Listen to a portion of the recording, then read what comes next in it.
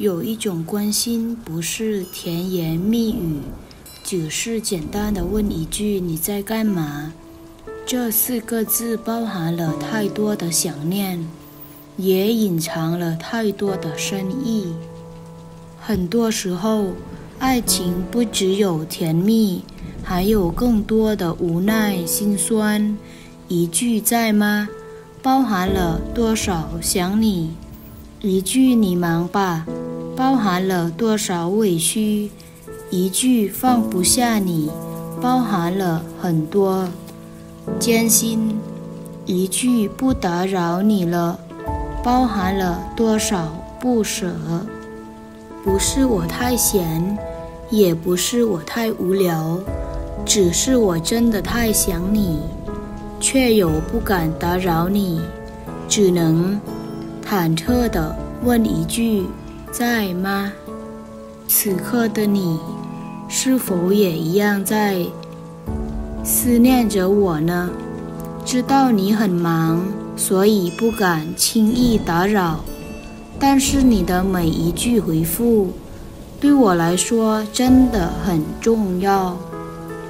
假如你真的对我无心，一句我很忙，我就能明白你的心意。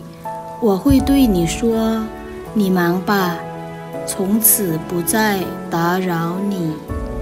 爱是想触碰又缩回的手，爱也是克制，越爱的深越容易患得患失。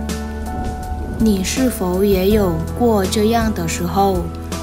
有时候明明很想念一人，却不敢把思念说出口；明明很在乎一个人，却不敢让他知道。有些人即使再想念，也不能卑微了自己；有些人即使再喜欢，也不能没有了自尊。感情要情我愿才会幸福。爱一个人，若不能共度相守，默默的想念也是祝福。想见你，只想见你，未来过去，我只想见你。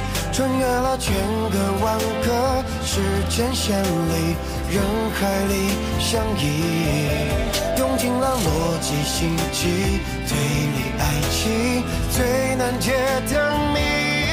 会不会你也和我一样，在等待一句我愿